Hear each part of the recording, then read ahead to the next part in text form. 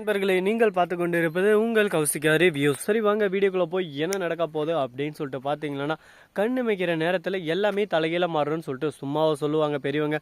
அது மாதிரி தான் நம்ம அர்ஜுனுக்கு அடிச்சு போகிற ஜாக் பாட்டு அப்படின்ற மாதிரி நம்ம விஜய்க்கு ஒரு ஜாக் பாட்டை அடிச்சு வச்சுங்க. என்னடா ஜாக் பாட்டு அப்படின்னு சொல்லிட்டு பார்த்தீங்கன்னா, கரெக்டாக இப்போ வந்து காரில் வந்து இன்ஜின் ஒர்க் அது மட்டும் இல்லாமல் ஆயில் சேஞ்ச் பண்ணுறது நிறையா விஷயங்கள் இருக்குது. ஆயில் சேஞ்ச் பண்ணுறதுல வந்து தான் நம்ம விஜய்க்கு அடிச்சு ஜாக் பாட்டு கரெக்டாக ஓனர் சொல்லிட்டு இருக்காரு ஆல்ரெடி. இந்த மாதிரி 3,00,000 ரூபாய் டோக்கன் எந்த ஆயில் இருக்குதுன்னு சொல்லிட்டு தெரியாது. இங்கே எல்லாருக்கும் தனித்தனியாக இருக்குது. இதில் வந்து ஒரு 100 ஆயில் இருக்குது. இதை சேல்ஸ் பண்ணுறது உன்னோட திறமை. இதை சேல்ஸ் பண்ணி இதில் இருந்துச்சுன்னா அது ஊழக்கு.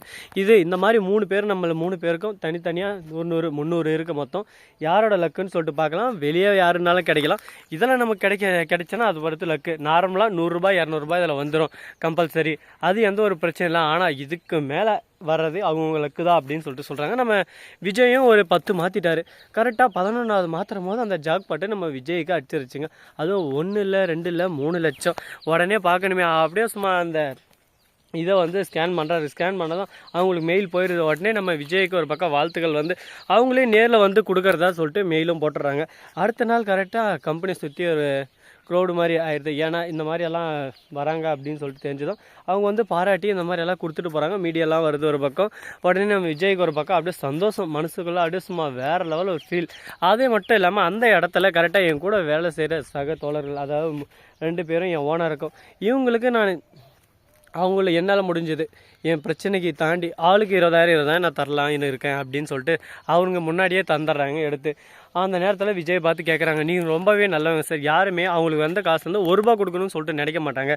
ஏன் அவங்களே சக ஊழியர்களே சொல்கிறாங்க, எங்களுக்கு வந்து நான் கண்டிப்பாக அந்த மாதிரி தந்து பண்ணலாம்னு சொல்லிட்டு எங்களுக்கு தெரியாது, கண்டிப்பாக தந்துக்க மாட்டோம். ஆனால் நீங்கள் எப்படி இந்த மாதிரி உங்களுக்கு என்ன வந்துச்சு, எப்படி இந்த மாதிரி ஒரு தாட் வந்துச்சு அப்படின்னு சொல்லிட்டு கேட்குறாங்க. நான் என்ன நம்பி என் குடும்பம் இருக்குது, அது போல் தான் உங்களை நம்பி உங்கள் குடும்பம் இருக்குது. என்கிட்ட அதிகமாக இருக்கிற சமயத்தில் நான் கொஞ்சம் இதனால் எனக்கு இது ஒரு பயனடையும், ஆனால் இதனால் உங்களுக்கு இன்னும் பயனடையும், அதையும் நான் யோசிக்கணும். ஏன்னா உங்களுக்கு கிடச்சிருந்தா அந்த சமயத்தில் உங்கள் கனவு எவ்வளவோ இருக்கும், அந்த கனவெல்லாம் இப்போ சிதைஞ்சிருச்சு. அந்த சமயத்தில் இந்த அமௌண்ட் உங்களுக்கு உதவிகரமாக கண்டிப்பாக இருக்கும். ஏன்னா எனக்கு தெரியும் அந்த அமௌண்ட்டோட வலியும் வேதனையை பற்றி அப்படின்னு சொல்லிட்டு விஜய் ரொம்பவே அழகாக சொல்லி அந்த இடத்துல இது பண்ணுறாங்க. இதை தெரிஞ்சுக்கிட்ட ராஜேஷ் வரைக்கும் ஒரு பக்கம் கோடிக்கணக்கில் லட்சந்தனுக்கு இப்போ தான் லட்சக்கணக்கிலையா, சரி இருக்கட்டும் எல்லாத்தையும் ஒரு நாளைக்கு வச்சு செஞ்சு விட்டலாம் அப்படின்னு சொல்லிட்டு சைலண்ட்டாக இருக்காங்க. இதுக்கப்புறம் என்ன நடக்குதுன்னு சொல்லிட்டு பார்த்தீங்கன்னா, வீட்டுக்கு போய் மல்லி கிட்ட சொல்லலாம். மல்லி வந்து அப்படியே சும்மா பால் பாயாசம் அப்படி கேசரி அது இதுன்னு செய்கிறாங்க. ஒரு பக்கம் வகையாக செஞ்சு நம்ம விஜய் கூட்டி வர்றாங்க. அதில் வந்து நம்ம மல்லிக்கு ஒரு படவையும் அன்னபூர்ணிக்கு ஒரு படவையும் வெண்பாவுக்கு துணியும் விஜய்க்கு ஒரு புது துணி இதை எடுக்கிறாங்க. எடுக்கிறதோட மட்டும் ரொம்பவே சந்தோஷமாக இருக்காங்க. இந்த மாதிரி ஒரு நிகழ்வு யாருக்குமே நடந்திருக்காது விஜய், உங்களுக்கு நடந்திருக்கு, எனக்கு ரொம்ப சந்தோஷமாக இருக்குது அப்படின்னு சொல்லிட்டு சொல்கிறாங்க. அது மட்டும் இல்லாமல் கரெக்டாக நம்ம விஜய்க்கு சம்பளம் இன்க்ரிமெண்ட்டும் தந்திருக்காங்க. 2,000 சேர்த்தி தரேன்னு சொல்லிட்டு சொல்லியிருக்காங்க. நார்மலாக 15,000 இப்போ 17,000 தரேன்னு சொல்லிட்டு சொல்லியிருக்காங்க. இதை கேட்டதும் நம்ம மல்லிக்கு ஒரு பக்கம் சந்தோஷமாக இருக்குது, எப்படியோ ஒன்று விஜய் அப்படின்னு சொல்லிட்டு. ஆனால் இருந்தாலும் நீங்கள் அந்த வேலைக்கு போகிறது எனக்கு கஷ்டமாக தான் இருக்குது. அதே சமயத்தில் திடீர்னு அரவிந்த் வெளியேருந்து வந்து ஒரு விஷயத்த சொல்கிறாரு. உள்ளே வந்து கரெக்டாக விஜய் சார் உங்களுக்கு ஏற்ற ஒரு வேலை கிடச்சிருச்சு, மாதம் 70,000 சம்பளம், உங்கள் பேரை சொன்னதுமே கண்ணை முடினே வேலைக்கு ஓகே சொல்லிட்டாங்க. அது மட்டும் இல்லாமல் அந்த கம்பெனி பேர் சொல்கிறாங்க SSD கம்பெனி அப்படின்னு சொல்லிட்டு சொல்கிறாங்க. என்னது அந்த கம்பெனியா? அந்த கம்பெனி கால்குலேட் பண்ணி பார்க்குறாரு. அந்த கம்பெனிக்கும் எனக்கு சம்மந்தமே இல்லையே, ஏன்னா எனக்கு போட்டியை கடை அந்த கம்பெனி இருந்ததில்லை. ஆனால் இப்போ என்ன திடீர்னு, ஏன்னா அவங்க வந்து இந்த விஜய் வந்து இதுக்கு முன்னாடி ப்ரொடக்ஷன் பண்ணியிருந்தாலும் அந்த ஒர்க்கை இப்போ ஸ்டார்ட் பண்ண இருக்காங்க. ஒரு 2 இயர்ஸ் அந்த பிளானெல்லாம் வச்சு எல்லாமே எக்ஸிக்யூட் பண்ணிட்டாங்க. அதுக்கான சிறந்த ஒரு தொழிலாளி நமக்கு கிடைக்கல, அதை அதை அப்படியே சும்மா எல்லாத்தையும் ஒரு பக்கம் கட்டி காப்பாற்றணும். ஏன்னா நமக்கு அதில் புது அனுபவம் எதுவும் இல்லை. அனுபவம் இருக்கிறதெல்லாம் பார்த்து வேலைக்கு தேர்ந்திருந்தார். அந்த சமயத்தில் நம்ம விஜயை பற்றி கேள்விப்பட்டு விஜயை ஓகே பண்ணிடுறாரு. விஜய் வந்து அவரோட விஷயம் எல்லாமே கொடுத்து அவரோட இன்ட்ரடக்ஷன், நீங்கள் இன்ட்ரடக்ஷனே கொடுக்க தேவை விஜய் மிஸ், நீங்கள் 20 வருஷமாக நீங்கள் கலக்குன்னு கலக்கின்னு இருந்தீங்க. ஆனால் ஏதோ ஒரு அசம்பாவிதம் உங்களோட இப்படி நிலை தவறி போச்சு. அதுக்காக உங்களை நான் ரொம்பவே குறைச்சி எடை போட முடியாது. ஏன்னா உங்ககிட்ட 20 வருஷம் அனுபவம் இருக்குது அந்த தொழிலை பொறுத்த வரைக்கும் அப்படின்னு சொல்லிட்டு சொல்கிறாங்க. அதுக்கேற்ற மாதிரி ஒரே மாதத்தில் கரெக்டாக லாபத்தை விஜய் அசால்ட்டாக எடுத்துட்டார். ஏன்னா பொருளையும் ஒரு பக்கம் குவாலிட்டியாக தந்தார், லாபத்தையும் ஒரு பக்கம் அழகாக எடுத்துட்டார்.